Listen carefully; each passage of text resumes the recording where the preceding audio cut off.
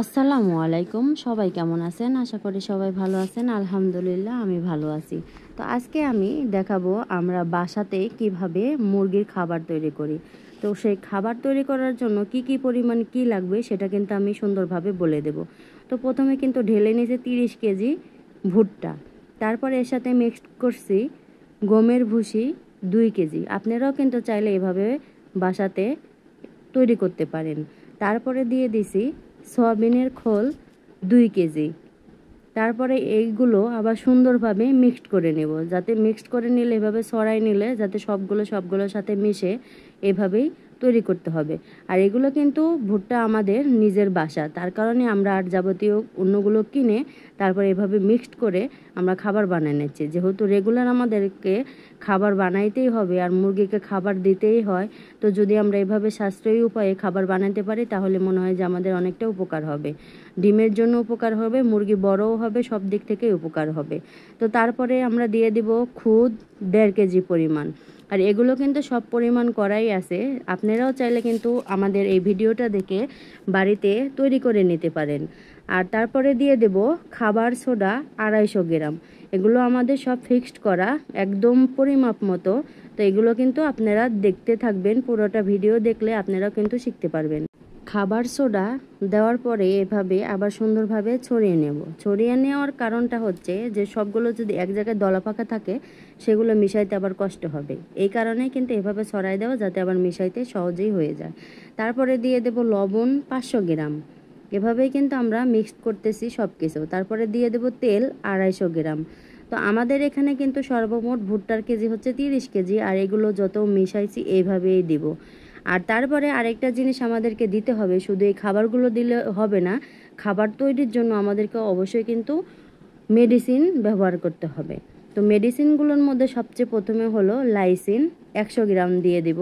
আমি কিন্তু 1000 বলে যাচ্ছি, এখানে কিন্তু দেওয়া হচ্ছে আর আমি কিন্তু ধাপে ধাপে বলে দিচ্ছি।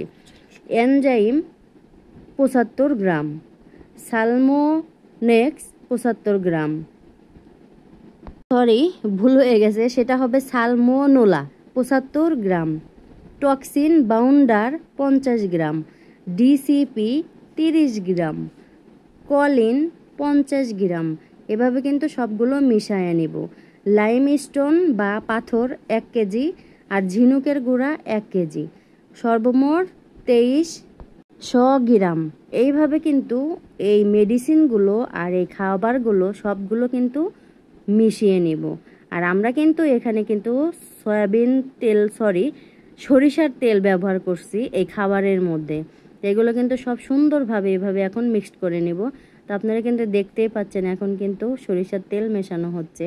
তো এই প্রক্রিয়াকরণটা আমার হাজব্যান্ড একা একটা করছে, আমি তাকে সময় দিতে পারি না, এমনকি ভিডিও করে দিতে পারি নাই, অনেক কষ্ট করে করছে। তা আপনারাও কিন্তু বাসাতে যারা অনেক মুরগি পালন করেন এভাবে কিন্তু নিজেরাই খাবার তৈরি করে মুরগির খাবার হিসেবে বানাইতে পারেন। তো আমরা এবার প্রথম বানালাম, দেখি কেমন মুরগি খায় আর মুরগির গ্রোথ বাড়ে কিনা, মুরগি সুস্থ থাকে কিনা। আসলে খাবার বরাবর আমরা বানাইছি, কিন্তু এভাবে এত পরিমাণ মেডিসিন সব ধরনের খাবার দিয়ে কখনো বানানো হয় নাই, এইবারই প্রথম। তো আপনারাও চাইলে বানাইতে পারেন। আর আপনারা যদি আমাদের ভিডিওটা পছন্দ করে থাকেন তো অবশ্যই কিন্তু আমাদের পেজটা ফলো দিয়ে লাইক কমেন্ট শেয়ার করে পাশে থাকবেন। আর যারা আমাদের ইউটিউব থেকে দেখছেন অবশ্যই কিন্তু আমাদের ইউটিউব চ্যানেলটা সাবস্ক্রাইব করে দিবেন, লাইক কমেন্ট করবেন। আর সবাই কিন্তু কমেন্ট করেও জানাবেন যে কে কোথায় থেকে বলছেন। তো তারপরে এই যে সবগুলো প্রক্রিয়া করার পরে এখন কাজ হচ্ছে সবগুলো সুন্দরভাবে মিশিয়ে দেওয়া, কারণ যে মেডিসিনগুলো আর যে খাবারগুলো দেওয়া হয়েছে সেগুলো যাতে সবগুলো সুন্দরভাবে মিক্সড হয়ে যায় সেভাবে সুন্দরভাবে মিশা দিতে হবে। তো দেখেন জিনিসগুলো কিন্তু সব একদম মিশে গেছে। তো এই যে আর অল্প কাটা বাকি আছে, তো এইভাবে কিন্তু খাবার বানানোর নিয়ম, আপনারাও চাইলে এইভাবে বানিয়ে নিতে পারেন। তো আমাদের এইভাবে হয়ে গেছে, ইনশাল্লাহ আমরা এখন থেকে এইভাবেই খাবার বানাবো। যেহেতু নিজের বাসাতেই ভুট্টা আছে তো আমাদের কোনো কেনারও দরকার নাই, তো সুন্দরভাবে বানানো হয়ে গেছে। তো সবাই ভালো থাকবেন, সুস্থ থাকবেন, আর আমাদের জন্য দোয়া করবেন, আল্লাহ যেন আমাদের খামারে বরকত দান করে আর আপনাদের খামারেও যেন বরকত দান করে। আর আপনারা যারা নতুন খামার দিতে চান আল্লাহ যেন আপনাদেরকে সুস্থ সুন্দরভাবে একটা খামার গড়ার জন্য তৌফিক দান করে। সবাই ভালো থাকবেন, সুস্থ থাকবেন, আল্লাহ হাফেজ।